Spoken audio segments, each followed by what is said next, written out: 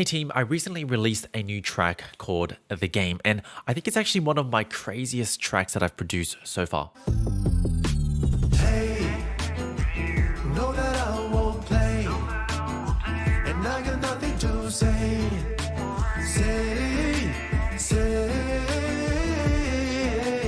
Now, if you want to stream the song, this is actually on all major streaming platforms. I'll even pop down a link down in the description as well. And I thought, why not share some of the lessons that I learned from working on this track? Because I know for a lot of you, yes, you're here because you want to learn how to sing and you want to learn how to improve your vocal technique. But a big part of it is also so we can make our own music. And no, I'm not really sharing this from the lens of someone who's made it or who is an expert at producing music, but rather I'm going to come from the lens of just documenting my journey here and hopefully sharing some of the lessons that I've learned through this track in a way that makes sense to you. Now, real quick, for those of you who don't know me, my name is Ivan. I'm a voice teacher who works with students from all around the world over Zoom. And usually on this channel, my goal is to make learning how to sing as simple and as easy as possible. And if you are interested in pursuing your voice further and you'd like some more private help with this, there are ways to work with me privately over Zoom. Links are just down in the description.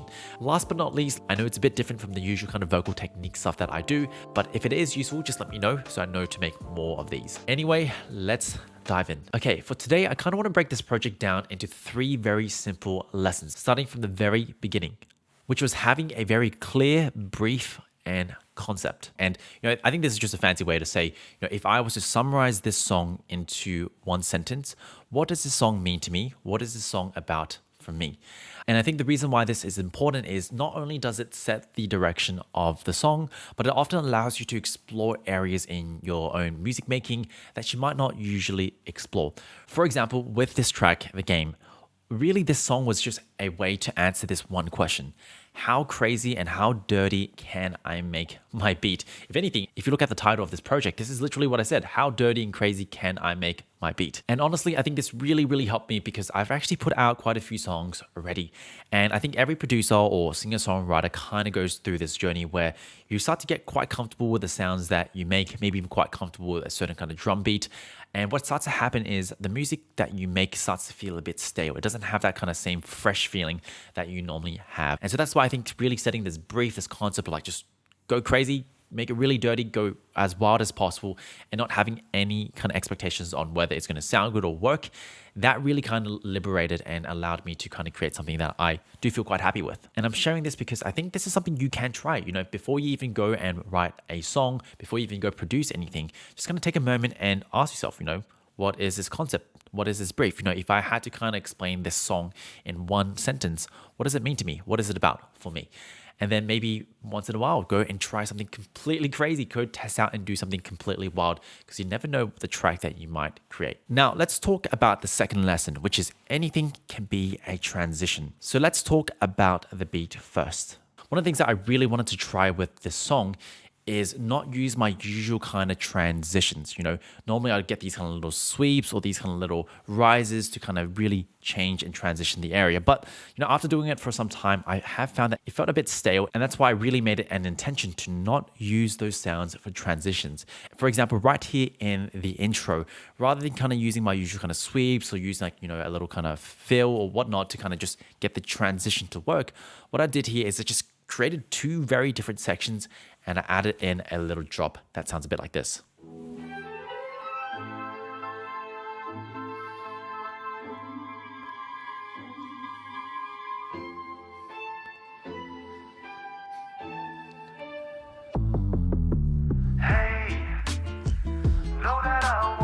So pretty much having 2 kind of sections that almost doesn't feel like they would link together, and then adding a little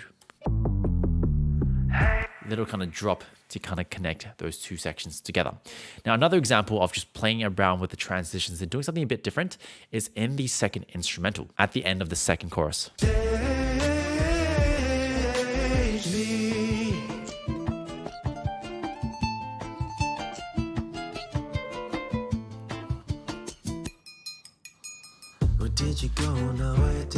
Once again, here we've got this little triangle that kind of just plays. And this was actually part of a bigger loop. So it's not actually intended to be a transition. It was just this simple kind of rhythmic kind of triangle. But, I think once again, it's just trying a lot of different crazy, different kind of whack things and just putting them together and seeing if they would work. And I think the lesson here is almost any kind of sound, as long as it's done in the right context, can be a transition. No, it doesn't have to be the typical kind of sweeps, the rises, even drum fills doesn't have to necessarily be like that.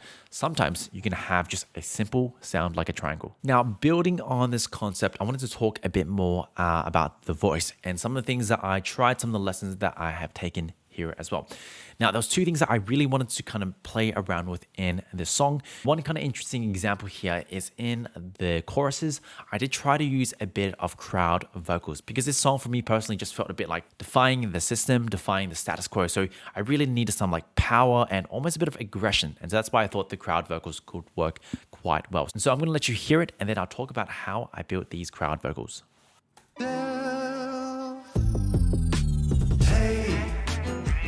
Know that I won't play, and I got nothing to say.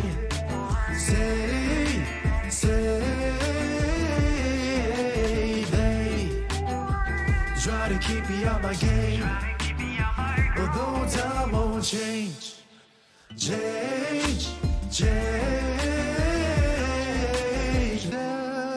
All right, so that's the final chorus, right? And I'll show you the crowd vocals and basically what I did here.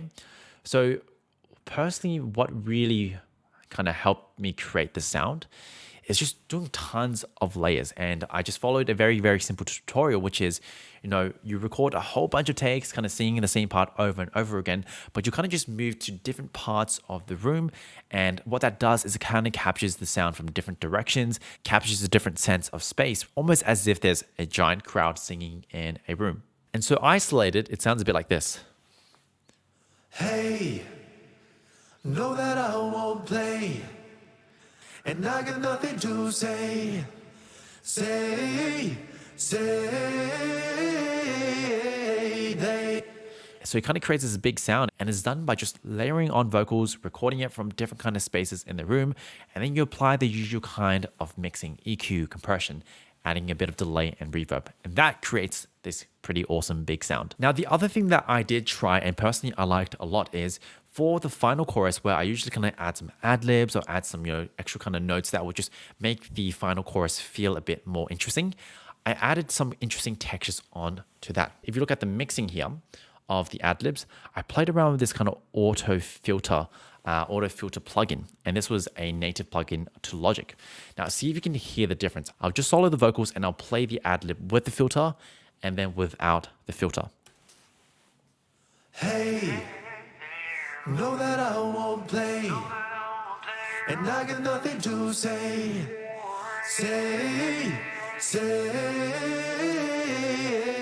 They try to keep me out my game, although time won't change.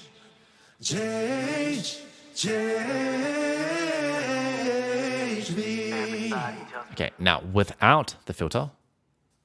Hey, know that I won't play, and I got nothing to say.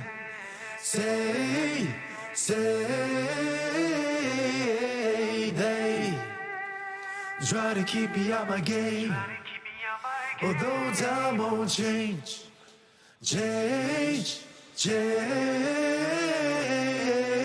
Me. Now, personally, for me, I really dig having that auto filter on. It kind of creates this kind of really interesting vibe. And I think this ties quite neatly with the brief, the concept. How crazy, how dirty can I make this track? So yeah, here are some things you can try with your own music, playing around with tons and tons of layers to create this kind of awesome kind of crowd vocal. Or maybe it's exploring these funky plugins like, the auto filter. And I think that really can kind of create these little special moments in your song. Anyway, team, I hope this content was useful. Please let me know down in the comments below if you want to kind of see content more like this in the future. I'm kind of just really using today's episode to kind of test it out, to kind of document a tiny bit. If it was useful, please let me know down in the description, and please support the channel through the usual social media stuff, like, comment, and share. If you're from the podcast, leaving a 5-star review would be amazing. Once again, if you want to improve your singing and you want to do it with less of the headaches. Links down in the description below on how you can work with me privately over Zoom, or I've got some self-study programs which you can work through step 1, step 2, step 3, step 4. Apart from that, team, my name is Ivan. I'm your voice teacher, and I'll see you every single Thursday or Friday for these weekly tutorials. Take care.